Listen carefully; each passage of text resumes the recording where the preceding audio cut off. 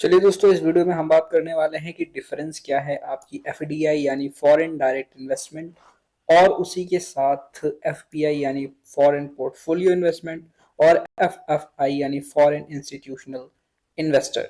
तो यहाँ पर दोस्तों तीनों चीज़ों में अगर हम देखेंगे तो कहीं ना कहीं तीनों चीज़ें एक ही चीज़ को डिनोट करती हैं कि हमारी जो इंडिया की इकोनॉमी है उसमें बाहर से पैसा जो है वो आ रहा है। ठीक है, यानी अगर यहाँ पर हमें पैसा मिल रहा है, पैसा आ रहा है, तो वो हमारे लिए फ़ायदेमंद होगा, इकोनॉमी के लिए फ़ायदेमंद होगा। ये सारी चीज़ें आप जानते हैं। तो तीनों से आपको कंफ्यूज नहीं होना है, हम एक एक करके सारे ही की बात करेंगे। और एफपीआई और एफएफआई में आपको ज़्यादा कंफ्यूजन होगी तो इसके बारे में भी हम बात करेंगे।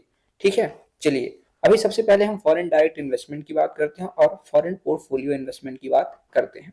तो जो आपका फॉरेन डायरेक्ट इन्वेस्टमेंट होता है दोस्तों, ये एक लॉन्ग टर्म इन्वेस्टमेंट होता है जो कि फिजिकल एसेट में किया जाता है और या तो फिर बिजनेस में किया जाता है। और अभी मैं डेफिनेशन बता देता हूँ। एफपीआई जो है आपका एक शॉर्ट टर्म इन्वेस्टमेंट है और ये फाइनेंशियल एसेट में किया जाता है और स्टॉक बॉन्ड एक्सेट्रा इन सब चीजों में किया जाता है। इससे मतलब क्या है? मतलब दोस्तों इसका ये है कि लॉन्ग टर्म इन्वेस्टमेंट और फिजिकल एसेट में इन्वेस्टमेंट। मान लीजिए एक कंपनी है ए, एप्पल। ए फॉर एप्पल हो गई। अब एप्पल जो है इंडिया में अपनी एक यूनिट शुरू करना चाहता है, अपनी एक फैक्ट्री लगाना चाहता है। ठीक है, अब इस फैक्ट्री में उसने क्या किया कि फिजिकल एसेट डाले हैं, यानी यहाँ पर उसने मशीन से डाली है। ठीक, यहाँ पे इन्वेंट्री उसने खोली है अपनी, उसी के साथ मैन्युफैक्चरिंग यूनिट है और जो इंफ्रास्ट्रक्चर डेवलपमेंट है वो किया गया है। अब इससे क्या होगा कि आज वो कंपनी लगा रही है तो 2 3 4 साल उसको कंपनी लगाने में जाएंगे। उसके बाद अब उसका ये इरादा तो नहीं होगा कि 2 साल में बंद करके मैं कंपनी भाग जाऊं। कंपनी जब एक जगह पे कहीं खुलती है तो वो लॉन्ग टर्म के लिए होती है, वो सालों साल जब तक उनका प्रॉफिट होता रहेगा, जब तक उनको अच्छी मार्केट मिलती रहेगी, वो अपनी कंपनी हटा के यहाँ से नहीं जाने वाले हैं। ठीक है, ये चीज है। वही दूसरी तरफ अगर हम फॉरेन पोर्टफोलियो इन्वेस्टमेंट देखते हैं तो अभी आपने देखा होगा कि स्टॉक मार्केट हमारा नीचे गिरता चला जा रहा है। दिखाता हूं मैं आपको। तो इसमें भी ऐसा शो कर रहा है, जस्ट अ मिनट। तो 1 ईयर में आपको ज्यादा बेटर ग्राफ समझ में आएगा। तो यहाँ पे आप देखिए आपका निफ्टी 50, ये देखिए ऊपर जा रहा है।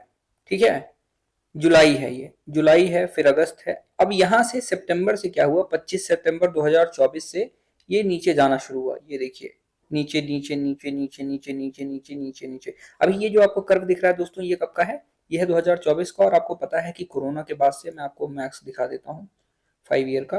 तो ये देखिए 2020 में एकदम डाउन गया था, फिर इससे हमारा स्टॉक मार्केट रिकवर करना शुरू हुआ है, यानी इन्वेस्टमेंट इसमें आ रही हैं।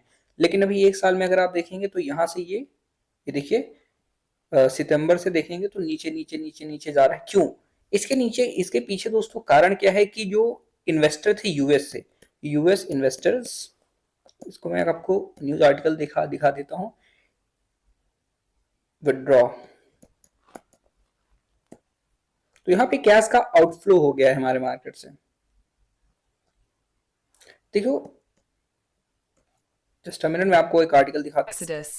अब Foreign यहाँ पे आप देख portfolio सकते हैं। investor flows into Indian CNBC के equities मुताबिक plunged by 99% to just according to $124 million in okay, 2024 तो compared with the इधर year आप जैसा कि before, देख the सकते हैं, data foreign showed. Portfolio The investment outflows have increased FPI sharply in investor the flow past few into weeks, the with Indian foreign equities investors withdrawing plunged about by $8.3 billion from Indian 99% to just equities as of January 144 million 28. in 2024। और यहाँ पे आप देखिए the outflow यानी चला गया है, foreign portfolio investment have increase sharply the best in the past few weeks with foreign investors withdrawing about 8.3 billion, यानी 8.3 बिलियन डॉलर्स निकाले गए हैं, जिसकी वजह से स्टॉक मार्केट नीचे गया है, यानी फॉरेन पोर्टफोलियो इन्वेस्टमेंट। एफडीआई का मतलब होता है जो कि एसेट में डालते हैं पैसा, और फॉरेन पोर्टफोलियो इन्वेस्टमेंट का मतलब है कि ये, अभी आगे आगे बताऊंगा मैं आपको। यहाँ पे देखिए ये वोलेटाइल होता है, यहाँ पे देखिए वोलेटाइल है।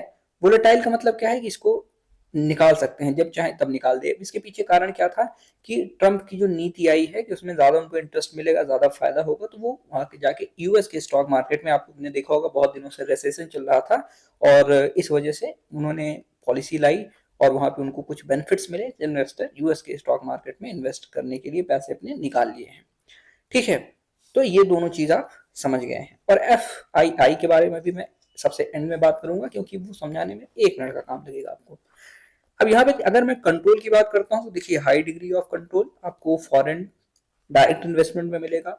हाई डिग्री ऑफ कंट्रोल का मतलब क्या है कि अब कोई मशीन सेट करेगा तो उसके मैनेजमेंट में, उसके कंट्रोल में उसका हाथ होने वाला है, ठीक है, कि उससे प्रॉफिट हो रहा है नहीं हो रहा है, कैसे क्या करना है, किसको टेंडर देने हैं, उसमें कंट्रोल उसका होने वाला है। वहीं इसमें लिमिटेड होता है कंट्रोल, बहुत कम कंट्रोल होता है। मान लीजिए कंपनी खरीदी है तो निकाल सकते हैं पैसे, वो विड्रॉ वगैरह करने के कंट्रोल है। बाकी कोई कंपनी के ऊपर, फॉर एग्जांपल अभी आके मैं स्टॉक मार्केट की निफ्टी 50 में डालूंगा तो वो हमारा बॉम्बे स्टॉक एक्सचेंज और सेबी, ये सारी चीजें यहाँ से रेगुलेट होती हैं।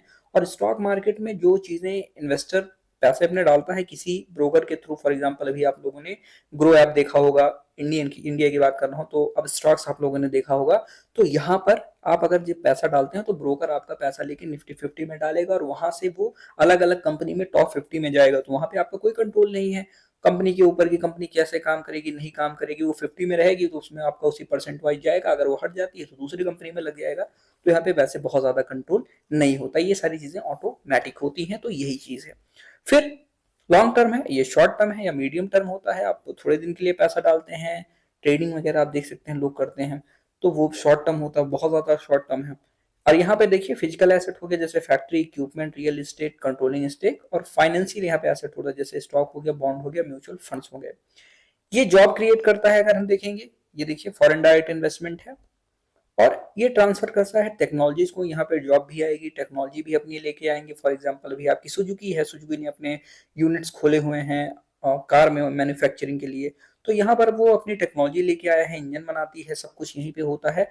तो काफी ज्यादा यहाँ पे आसानी होगी।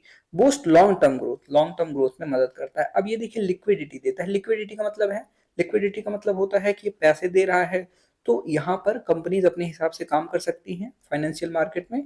और इससे इनडायरेक्टली, देखिए इनडायरेक्टली इसको आप लिखेंगे नहीं समझने के लिए, क्योंकि अगर आप किसी कंपनी को पैसे आएंगे फॉरेन पोर्टफोलियो इन्वेस्टमेंट से, उसके स्टॉक्स में पैसे लगेंगे तो वो कंपनी उसको इस्तेमाल कर सकती है ना अपने यूजेस के लिए। तो ये चीज है कि मतलब इनडायरेक्टली ये हेल्प करेगा। पर ज्यादा अगर आप देखेंगे, अगर आ ही जाता है आपके एग्जाम वगैरह में, तो यहाँ पर ये डिफरेंस आप इसमें लिख सकते हैं। वहीं अगर मैं स्टेबिलिटी की बात करता हूँ तो स्टेबल होता है और ये ज्यादा वोलेटाइल होता है। एंट्री और एग्जिट इसमें डिफिकल्ट होती है। एक बार कंपनी सेट कर दिया, रूल्स और रेगुलेशन ले लिए, तो इतनी जल्दी कोई एग्जिट करने नहीं वाला है। और इसमें इजी होती है, बस आपको जाना है अपने ब्रोकर से बात करनी है या फिर आपको रिडीम कर देना है, बात खत्म, तुरंत आप हो जाएंगे। जो चार्जेस वगैरह हैं उसमें वो आपके लगते हैं। यहाँ पे अगर आप देखेंगे इन्वेस्टर इसमें कौन कौन होता है, आपके कॉर्पोरेशन होते हैं, इंडिविजुअल होता है, गवर्नमेंट होते हैं। और इसमें mutual fund, pension funds, hedge funds या इंडिविजुअल।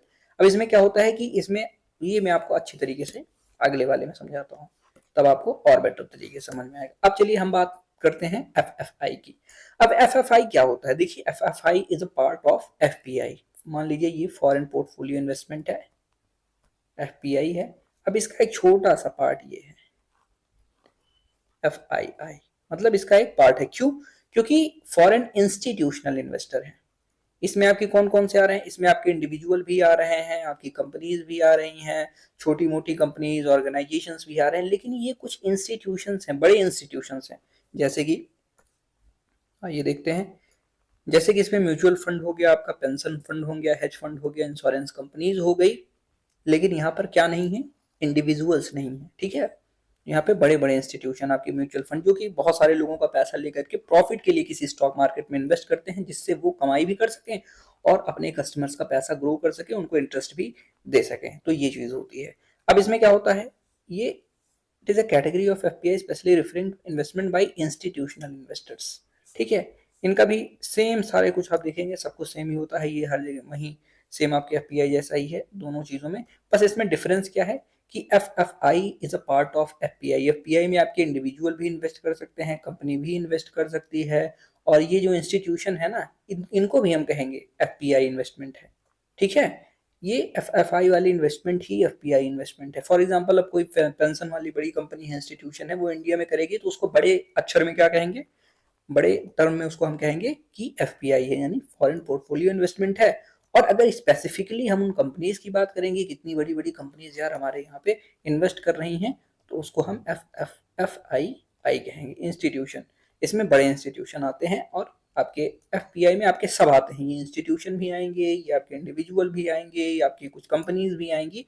तो बस यही बेसिक सी चीज़ें हैं। तो आप मुझे कमेंट करके बताइए आपको वीडियो कैसी लगी है। मिलते हैं अगले वीडियो में, तब तक के लिए जय हिंद, वंदे मातरम।